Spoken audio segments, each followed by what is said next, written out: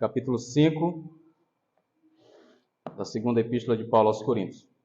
Nós vamos trabalhar hoje com os versículos 18, a partir do 18 até o versículo 21. A minha Bíblia, a versão que eu utilizo aqui na igreja, os irmãos, a maioria também tem essa Bíblia, traz como título o Ministério da Reconciliação. Não que seja apenas esses versículos, mas Paulo já está abordando esse assunto, mas ele vai aprofundar um pouco mais a partir de então, tratando sobre esse Ministério da Reconciliação. Nós vamos entender, à luz desse texto, o que Paulo transmite à igreja de Corinto sobre o assunto. Então, convido os irmãos a abrirem suas Bíblias e permanecerem com ela aberta. Vamos fazer a leitura então. Ora, tudo provém de Deus, que nos reconciliou consigo mesmo por meio de Cristo e nos deu o ministério da reconciliação, a saber que Deus estava em Cristo reconciliando consigo o mundo, não imputando aos homens as suas transgressões, e nos confiou a palavra da reconciliação, de sorte que somos embaixadores em nome de Cristo, como se Deus exortasse por nosso intermédio. Em nome de Cristo, pois rogamos que vos reconcilieis com Deus. Aquele que não conheceu o pecado, ele o fez pecado por nós, para que nele fôssemos feitos justiça de Deus. Vamos orar, irmãos. Obrigado, meu Senhor, por este momento em que acabamos de ler a Tua palavra. Sabemos da grandiosidade desse texto, das doutrinas que estão aqui incluídas e ensinadas pelo apóstolo Paulo. A doutrina apostólica, a doutrina de Cristo. Por isso nós pedimos a direção do Teu Espírito Santo, o mesmo Espírito que inspirou o apóstolo Paulo a escrever estas palavras. Assim nós te pedimos, ó Pai, que este Espírito Santo esteja nos usando agora para transmitir à Tua igreja a intenção inicial do Espírito em revelar essas palavras ao apóstolo Paulo. Qual a intenção original do autor, e assim também como o que o Senhor tem a nos ensinar nos dias atuais com estas palavras. Muito obrigado, Santo Pai, por este momento em que nós oramos e te pedimos por essas bênçãos. Amém. Irmãos, a palavra que vai conduzir aqui estes últimos versículos é a palavra reconciliação. Se os irmãos perceberem, ela vai aparecer aí algumas vezes nesses versículos. Aparece no versículo 18, quando diz, nos reconciliou consigo, e no mesmo versículo, no final, vai falar que ele nos deu o ministério da reconciliação. No versículo 19, ele vai dizer a saber que Deus estava em Cristo reconciliando consigo o mundo. Então, Deus estava em Cristo reconciliando o mundo. E aí no mesmo versículo, no final do versículo, vai dizer, e nos confiou a palavra da reconciliação. E aí no versículo 20, Paulo vai não dizer diretamente, mas aqui está falando que nós somos embaixadores, e de sorte que nós somos embaixadores em nome de Cristo. E aí nós poderíamos dizer, somos embaixadores do ministério da reconciliação. No caso, o apóstolo Paulo, os apóstolos e todos os verdadeiros pregadores da palavra de Deus ao longo da história são ministros ou são embaixadores desse ministério da reconciliação. E dessa forma, nós vamos ver no finalzinho do versículo 20, ele dizendo, rogamos que vos reconcilieis com Deus. Então, a palavra reconciliação aparece em quase todos os versículos, exceto o versículo 20, que ele não vai usar a palavra reconciliação, mas vai falar do meio pela qual nós somos reconciliados com Deus. Ele vai dizer, aquele que não conheceu o pecado, no caso é Cristo, ele está falando, ele o fez pecado por nós, para que nele fôssemos feitos justiça de Deus, ou seja, para que nós fôssemos reconciliados com Deus. Então, para entender a palavra reconciliação, nós precisamos observar, irmãos, o que essa palavra pode designar. Nós estávamos, depois da queda de Adão, nós nos tornamos inimigos de Deus. Nós estamos agora estávamos separados de Deus. Após a queda, o pecado foi tão brutal na vida humana que separou o homem de Deus. A primeira reação de Adão e Eva no jardim foi tentar se esconder de Deus. Quando Deus aparecia sempre, no final do dia, para falar com eles. Então, a primeira reação deles foi tentar se esconder de Deus. Então, o pecado, ele nos separa de Deus. E para que nós possamos, então, retornar a Deus, manter comunhão novamente com Deus, é necessário que aconteça aquilo que Paulo está falando aqui, que é a reconciliação. A reconciliação nada mais é do que unir duas partes que estão intrigadas, apartadas uma das outras, para que elas se reconciliem através de um mediador. O mediador é aquela pessoa que vai conversar com as duas partes e acordar ali termos para que eles então possam se reconciliar. E eu tenho dois exemplos para dar aos irmãos nessa noite. Um de forma mais global, tratando dos conflitos que se espalham pelo mundo, as guerras, por exemplo, e um de forma mais local, do mundo da política. Então vamos ao global primeiro. Nós temos, por exemplo, aconteceu esses 2 dias, no Alasca, no território americano, a reunião entre o presidente dos Estados Unidos e o ditador da Rússia, Putin. E a intenção e o motivo daquela reunião, naquele território, naquele local, naquela base americana, foi o presidente dos Estados Unidos tentando manter um ar de conciliador, de alguém que fizesse a reconciliação entre a Rússia e a Ucrânia. Então, ele marcou essa reunião através dos seus embaixadores, dos seus diplomatas, e eles conversaram. Certo que não saiu nenhum acordo, mas houve uma conversa deles. Já teve várias outras conversas entre representantes americanos e representantes russos, mas os presidentes mesmo só tinham conversado por telefone. Agora conversaram pessoalmente. E o presidente americano convidou o presidente da Ucrânia para estarem em Washington, eu acho que agora, não sei se é amanhã, possivelmente, junto com uma delegação representando a União Europeia. Países do bloco europeu vão estar em Washington, nos Estados Unidos, para ouvirem as propostas que o presidente americano ouviu do presidente da Rússia. Então, o presidente americano está se colocando como mediador nesse conflito, ou tentando amenizar, ou tentando acabar o conflito. Não sei, a nossa oração, nosso desejo é que ele consiga, para que as pessoas parem de morrer. Há uma média muito alta de pessoas que morrem por dia. Acima de 1.000 pessoas por dia morrem ali naquele conflito. Soldados, sem contar as outras pessoas vítimas da guerra, que são civis.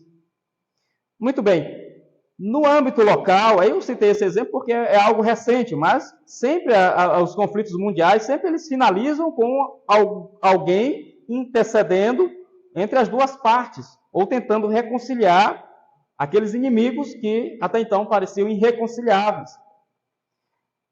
No âmbito local da política, e aí a gente fala de uma cidade pequena mesmo, e até mesmo de cidades maiores, ou até mesmo de nação, nós temos, às vezes, políticos que são rivais, sobem no palco, se degladiam, mas aí quando chega próximo das eleições, aí eles começam a fazer acordos.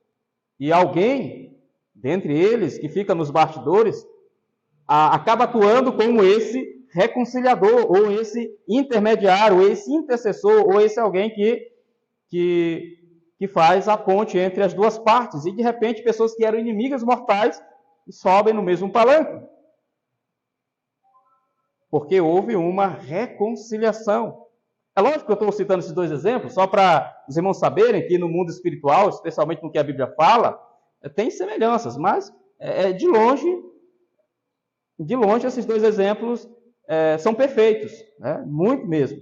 Lógico que quando nós estamos falando do homem, depois da queda, ele ficou caído e totalmente depravado, inimigo de Deus, mortos, como Paulo diz em Efésios capítulo 1, 2, versículo 1, e ele nos deu vida, estando vós mortos, ele vos deu vida, estando vós mortos em vossos delitos e pecados. Então nós estávamos não só inimigos de Deus, mas nós estávamos mortos. E normalmente, irmãos, quando um agressor ele inicia o conflito pela sua agressão, como foi o caso da Rússia, que iniciou a agressão, humanamente, aos olhos humanos, seria normal que eles, os russos, por exemplo, iniciassem o processo de negociação, porque eles são os agressores. Ficaria impensável, na ótica humana, que a Ucrânia, que é a nação agredida pela Rússia, chamassem para negociar. Mas o que nós estamos vendo nesses tempos sempre é a Ucrânia chamando para negociar. Quando a Rússia faz isso, eles fazem com modo de tapeação, só para ganhar mais tempo. No entanto, no mundo espiritual e na vida cristã, o agressor não é Deus, somos nós os agressores. Nós é que somos os vilões da história. Nós é que somos os malvados. Nós é que iniciamos o conflito com Deus. Nós é que iniciamos a guerra contra Deus. Nós é que nos levantamos contra Ele com inimizade mortal. No entanto, meus irmãos, o que Paulo está dizendo aqui nessa carta é que a reconciliação, ela começa com Deus. É Ele que toma a iniciativa para reconciliar o homem para consigo. Não somos nós os agressores que, de repente, estamos buscando a Deus na tentativa de reconciliação. Na verdade, Paulo está dizendo, o versículo 18 ele diz, e por isso é o título da mensagem de hoje, eu coloco aqui, a reconciliação começa com Deus. Tudo começa com Deus. Paulo diz, o versículo 18, ora, tudo provém de Deus, que nos reconciliou consigo mesmo por meio de Cristo e nos deu o ministério da reconciliação. Observe aqui, o homem é totalmente passivo em todo esse processo. A única parte que nós fomos ativos, irmãos, foi em pecar, foi em desobedecer a Deus, foi em nos rebelar contra Deus. Mas, no entanto, quando o processo de reconciliação inicia, a iniciativa não é do homem, é de Deus. Os irmãos devem lembrar da passagem de João, no capítulo 4, quando Jesus encontra-se com a mulher samaritana, ela faz perguntas para Jesus a respeito da adoração. Ela diz no versículo 19, Senhor, disse-lhe a mulher, vejo que tu és profeta. Nossos pais adoraram neste monte. Vós, entretanto, dizeis que em Jerusalém é o lugar onde se deve adorar. E disse-lhe Jesus, mulher, podes crer-me que a hora vem, quando nem neste monte, nem em Jerusalém adorareis o Pai. Vós adorais o que não conheceis, nós adoramos o que conhecemos, porque a salvação vem dos judeus. Mas vem a hora, e já chegou, em que os verdadeiros adoradores adorarão o Pai em espírito e em verdade, porque são estes que o Pai procura para seus adoradores. Veja, irmãos, o que Jesus está dizendo. Jesus está dizendo que Deus Pai, Ele procura as pessoas para seus adoradores. Ele continua dizendo, Deus é espírito e importa que seus adoradores o adorem em espírito e em verdade. Então, o que Jesus diz aqui com muita clareza é que Deus ele está em busca dos seus adoradores. Não são os adoradores que buscam a Deus inicialmente. É lógico que depois que nós somos alcançados pela graça de Deus, nós então agora nos voltamos para Deus para agradecer o Senhor sempre e adorar o Senhor, mas a iniciativa provém de Deus. Nós estávamos inimigos contra Deus, nós éramos inimigos de Deus. No entanto, Ele tomou a iniciativa em nos reconciliar com Ele. Se os irmãos querem ver exemplos, nós precisamos entender, antes de tudo, como Paulo diz aqui na carta, que tudo provém de Deus. Alguns vão interpretar esse versículo, essa primeira parte aqui, como Deus sendo o criador de todas as coisas, e poderia ser perfeitamente assim. Não vejo nenhum problema. No entanto, há outros que interpretam que Jesus não está se referindo aqui, Paulo não está se referindo aqui à obra criacional de Deus, ou à obra da criação de Deus.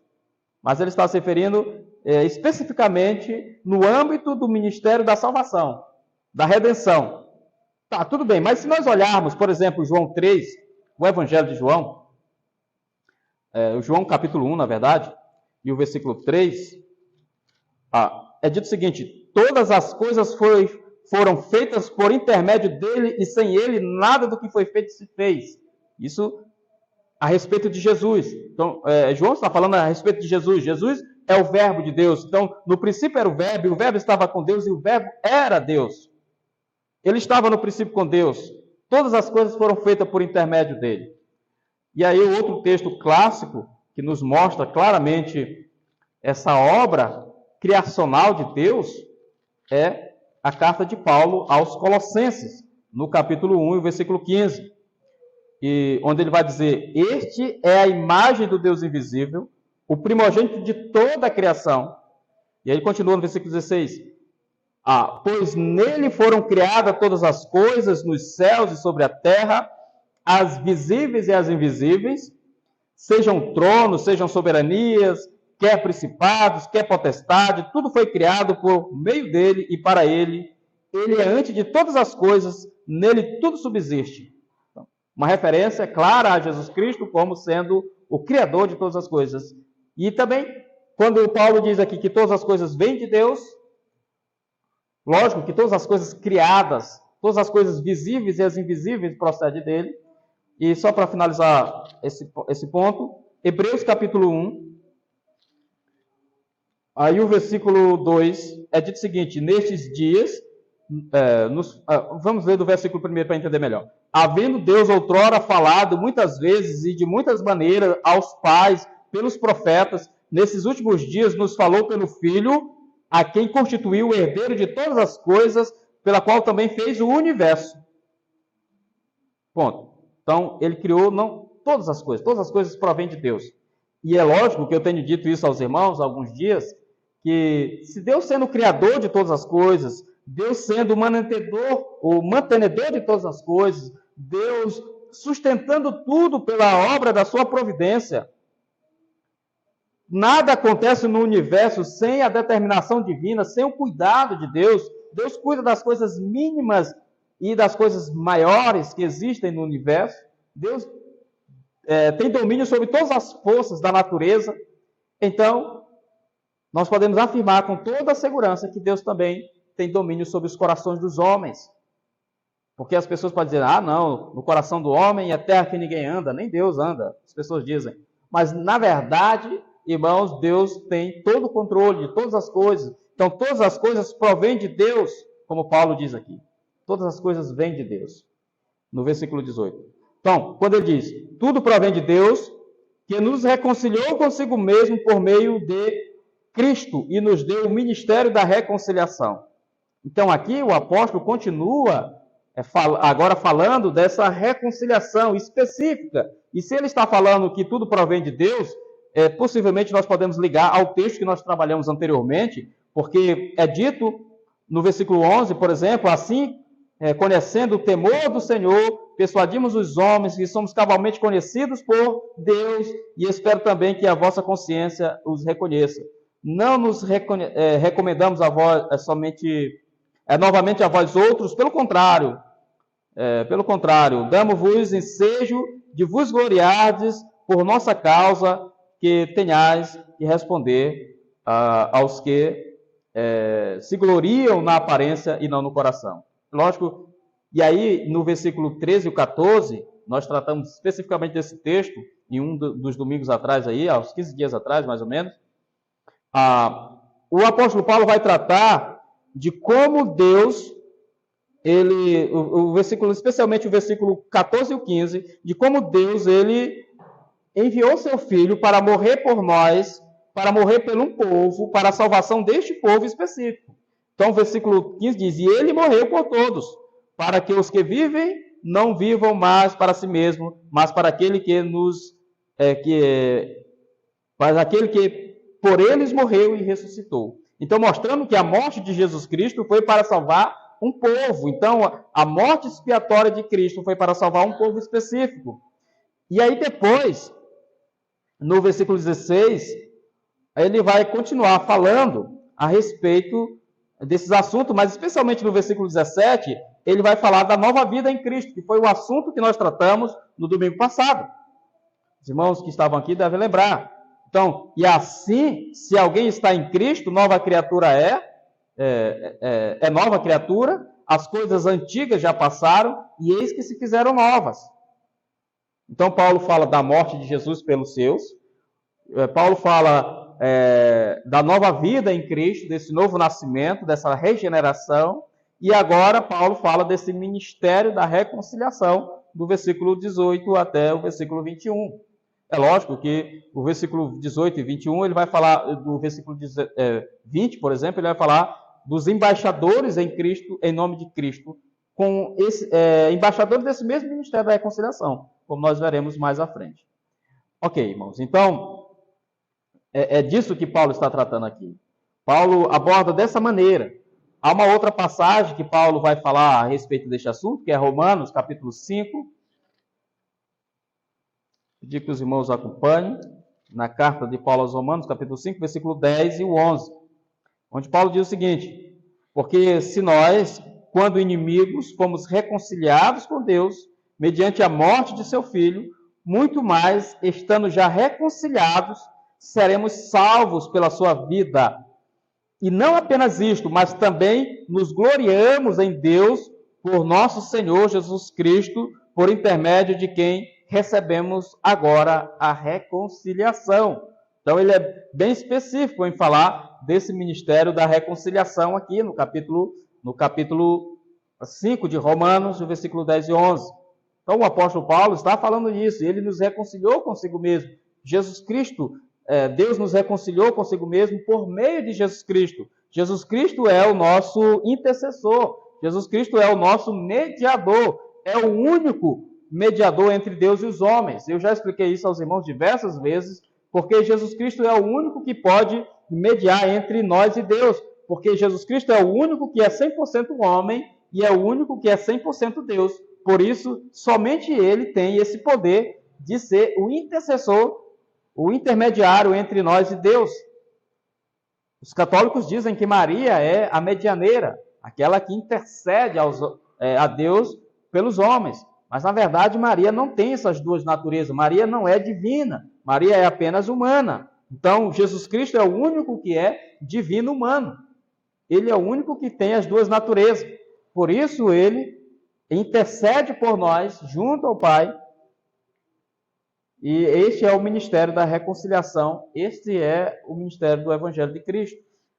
Então, voltando à carta de Paulo aos Coríntios, segunda carta, versículo 19, o apóstolo vai dizer, a saber, que Deus estava em Cristo reconciliando consigo o mundo, não imputando aos homens as suas transgressões, e nos confiou a palavra da reconciliação. Vamos trabalhar aqui por parte, né, para não misturar tanto. Então, veja, ele fala ele começa dizendo, a saber que Deus estava em Cristo, reconciliando consigo o mundo. Os irmãos percebem que Paulo está colocando aqui novamente a questão da reconciliação. Deus é o autor da reconciliação. Tá? Ele é que toma a iniciativa. E qual foi a iniciativa de Deus? Foi nos amar antes da fundação do mundo. Nós não temos nenhuma dúvida de que Deus nos amou antes da fundação do mundo. Como Paulo mesmo diz na carta aos Efésios, capítulo 1 e o versículo 4, Paulo diz, assim como nos escolheu nele, antes da fundação do mundo, para sermos santos e irrepreensíveis perante ele, em amor, nos predestinou para ele, para a adoção de filhos, por meio de Jesus Cristo, segundo o beneplácito de sua vontade. Então, Deus nos amou antes que ele criasse céus e a terra. Ele já tinha escolhido os seus. Foi aí que ele nos amou. Por isso, irmãos, quando Paulo diz aqui no versículo 19, que Deus estava em Cristo reconciliando consigo o mundo, e lógico que ele está se referindo ao episódio em que ele envia Jesus ao mundo para morrer pelos seus eleitos.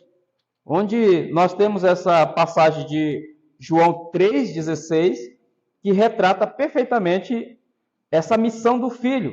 Veja, o versículo 16 é dito, porque Deus amou o mundo de tal maneira que deu seu Filho unigênito para que todo o que nele crê não pereça, mas tenha a vida eterna. Então, Deus amou o mundo. Qual foi o período, qual foi o tempo em que Deus amou o mundo? Paulo diz em Efésios 1,4 que foi antes da fundação do mundo. Antes que o mundo fosse criado. Antes que fosse criado qualquer coisa, Deus já tinha amado. E o sentido aqui é de que Deus conheceu intimamente, e ele amou intimamente os seus antes da fundação do mundo.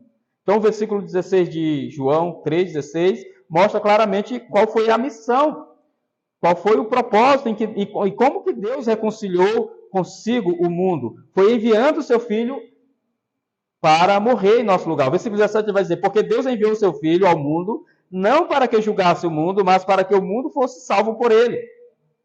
Quem nele crê não é julgado, mas o que não crê já está julgado, porquanto não crê no nome do unigênito Filho de Deus.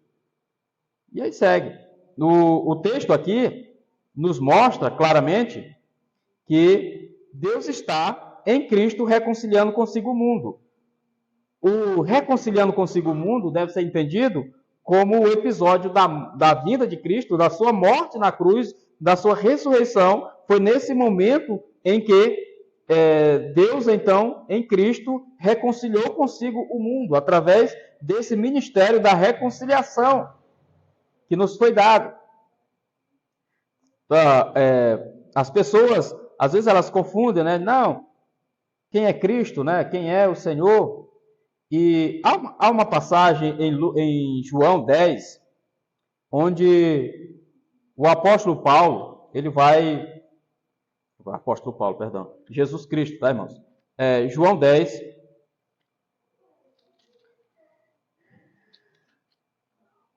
e o versículo 38, é dito o seguinte, mas se faço e não credes, crede nas obras, para que possais crer e compreender que o Pai está em mim e eu estou no Pai.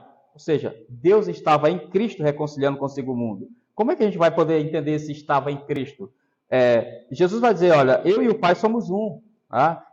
E aqui ele está dizendo, mostrando a outra passagem, que o versículo 14, ele vai dizer, no capítulo 14, o versículo 10, dessa mesmo evangelho, ele vai dizer o seguinte, não creis que eu estou no Pai e que o Pai está em mim? As palavras que eu vos digo, não as digo por mim mesmo, mas o Pai que permanece em mim faz as suas obras. Versículo 11. Crede-me que eu estou no Pai e o Pai em mim, crede ao menos por causa das mesmas obras. Ou seja, as obras que Deus faz, eu também faço. Jesus é Deus criador da mesma forma. Tá?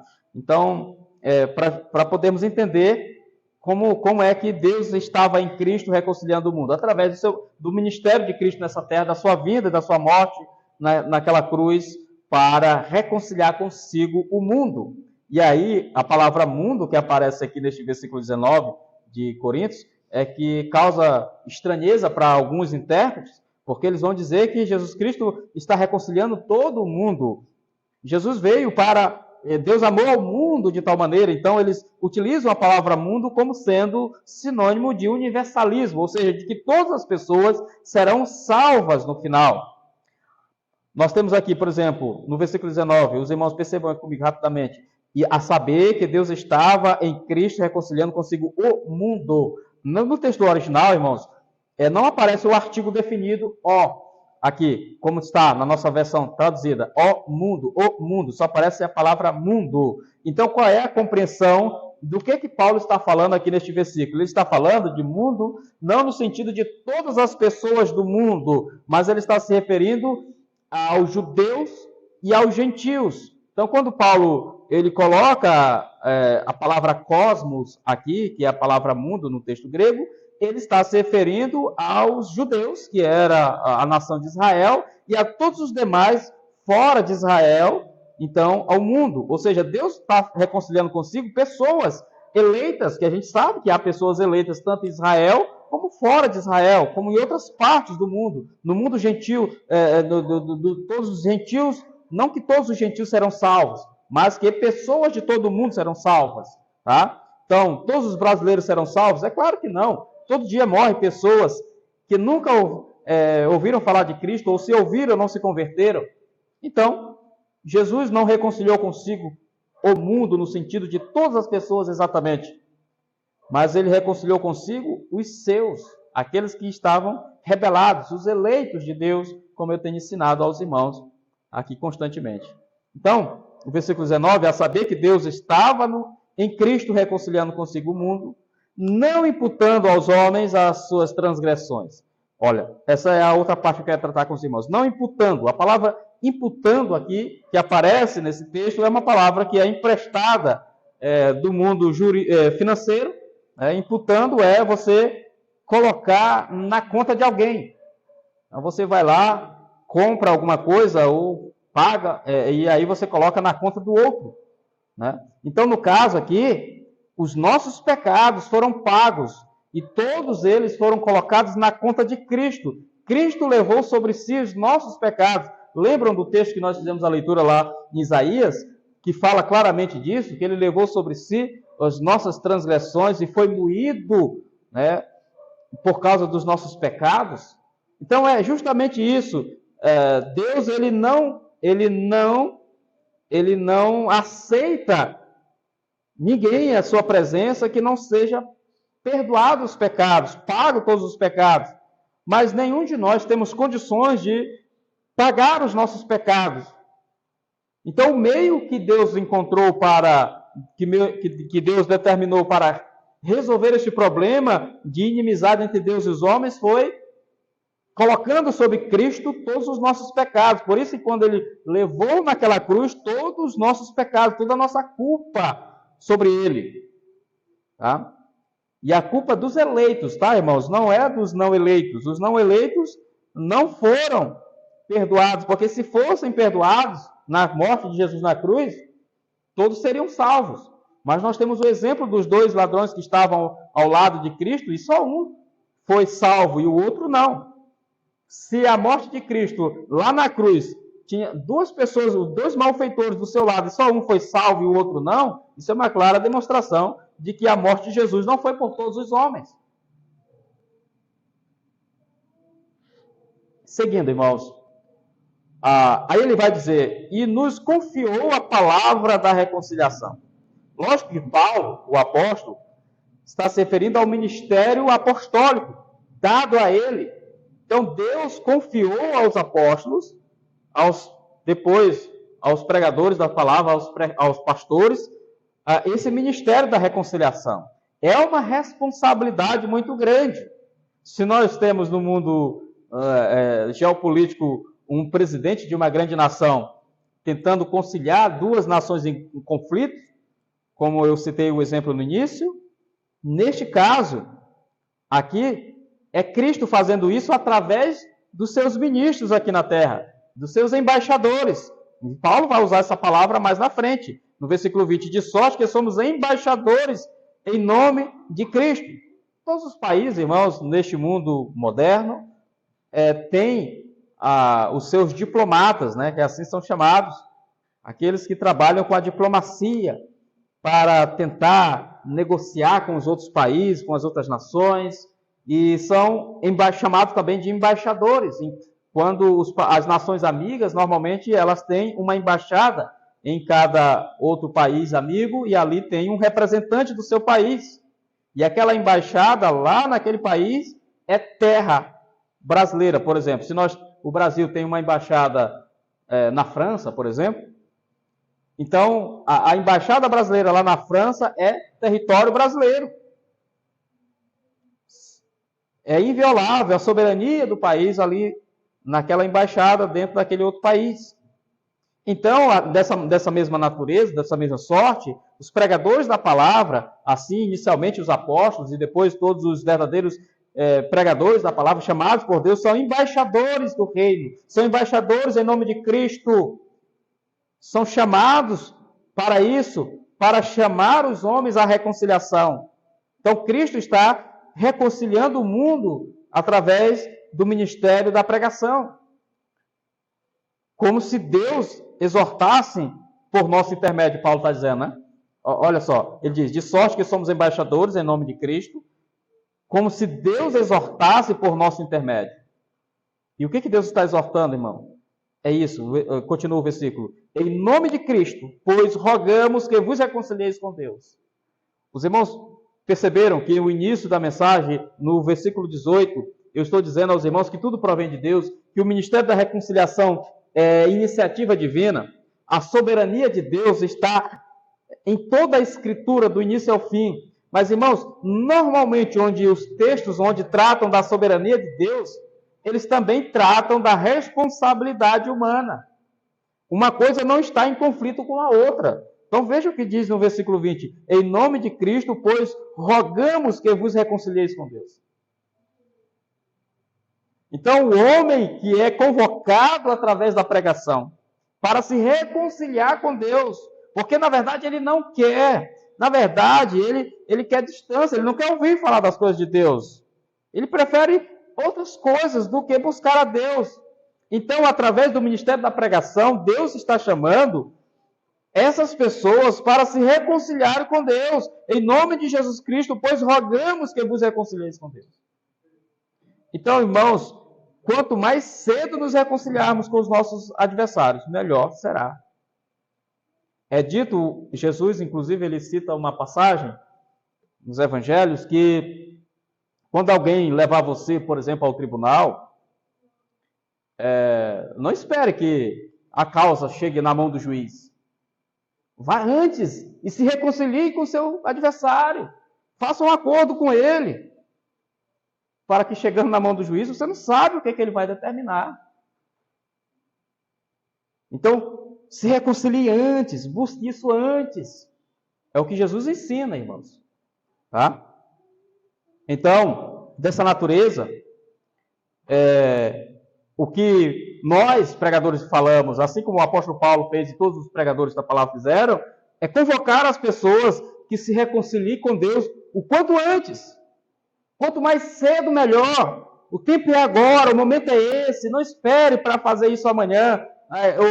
Algumas pessoas dizem assim, não, eu ainda não estou pronto, eu preciso me organizar primeiro, eu preciso fazer isso. Alguns dizem assim, não, eu preciso comprar as roupas, eu não tenho roupa apropriada para ir à igreja ainda. Irmãos, o tempo é hoje, é agora, o momento é esse. E nós estamos convocando as pessoas, assim como o apóstolo Paulo, assim como Cristo, em nome de Cristo, pois rogamos que vos reconcilieis com Deus. Se conserte com Deus agora. Não espere isso para depois. E aí o versículo 21, irmãos, ele vai finalizar dizendo, aquele que não conheceu o pecado, ele o fez pecado por nós, para que nele fôssemos feitos justiça de Deus. Ou seja, qual foi o meio que Deus promoveu para nos reconciliar com ele? Todo o nosso problema foi o pecado. Então ele pegou alguém que não tinha pecado. Então a única pessoa que não tinha pecado é Cristo. Todos os demais que vieram a essa terra são homens pecadores, caídos da natureza de Adão. Inclusive Maria, que os católicos dizem que que ela é imaculada em sua conceição. Quer dizer, imaculada na linguagem católica na sua conceição é que ela não tem pecado. Isso não é verdade. Ela é pecadora, porque a Bíblia diz que ela achou graça diante de Deus. Então, se ela achou graça, se ela foi agraciada diante de Deus, é porque ela era pecadora e Deus derramou da sua graça sobre ela. É lógico, ela teve um privilégio que nenhuma mulher teve. Carregou em seu ventre o Filho de Deus, obra do Espírito Santo. Conviveu com o menino Jesus até a sua morte. E, logicamente, nenhuma mulher teve um privilégio desse. Não é à toa que ela é bem-aventurada. A Bíblia diz isso. No entanto, irmãos, ela não é Deus. Ela era pecadora e ela foi agraciada diante de Deus. E dessa maneira, Jesus Cristo foi o único perfeito, o único que não teve pecados. E por isso ele foi oferecido por Deus para que os nossos pecados fossem perdoados. Deus olhou para nós e disse assim, você é culpado. Você é culpado. Você tem que pagar o preço. Tá? Mas ele mesmo providenciou o meio. Jesus Cristo veio e disse, não, eu pago o preço, eu morro por ele. E assim foi acontecer, irmãos. O preço foi, assim, a salvação, tem um bordão que a gente costuma dizer, a salvação foi de graça. É de graça, mas não foi de graça. O preço foi muito alto. Não foi nós que pagamos, foi Cristo que pagou. Tá? Então, Deus não deixa o pecado impune. Então, prova disso que Cristo padeceu naquela cruz por causa dos nossos pecados. E toda vez que nós pecamos, irmãos, nós desobedecemos a Deus, nós cometemos, é lógico que depois da conversão, ainda sujeitos ao pecado e ainda pecadores como somos, esses pecados já foram perdoados. E isso também não nos dá uma carta de garantia que podemos fazer o que quisermos agora, de jeito nenhum, porque o verdadeiro salvo, ele não pensa assim. Ele busca e se reconcilia o tempo todo com Deus, constantemente, diariamente, pedindo perdão ao Senhor pelos seus pecados. No entanto, aquelas pessoas que ainda não conhecem a Deus e que foram eleitas de Deus, que serão alcançadas pelo ministério da pregação, o ministério da reconciliação, só serão salvas porque Cristo levou os seus pecados sobre si naquela cruz. Amém, irmãos? Então, esta é a mensagem que eu trouxe hoje aos irmãos, e gostaria que os irmãos refletissem nesses versículos, guardassem, analisassem, anotassem, e de repente, se ficar alguma dúvida, pergunte depois, nós podemos esclarecer isso aos irmãos. Eu sei que nem sempre dá para ficar tão claro assim, como nós gostaríamos que ficasse, mas anotem as perguntas e nos encaminhem as perguntas, façam as perguntas nos cultos de semana, na escola bíblica dominical, nos momentos que nós podemos, inclusive, trazer respostas mais específicas aos irmãos. Vamos orar, então, irmãos, agradecer ao nosso Deus. Amado Senhor, graças te damos por este momento tão importante, ó Pai, que é o momento em que nós recebemos o alimento espiritual vindo da Tua parte. A Tua palavra é que nos sustenta, Deus. A Tua palavra é lâmpada para os nossos pés. Então, como diz o salmista, guardei a Tua palavra em meu coração para não pecar contra Ti. Então, esse é o único remédio, ó Pai, que pode nos prevenir do pecado. No entanto, uma vez que pecamos, que não há como não pecar, Cristo, então, morreu em nosso lugar, pagou o alto preço pelos nossos pecados, nós somos infinitamente gratos, ó Pai, eternamente gratos por isso. Por isso, nós te agradecemos por tudo, em nome de Jesus. Amém.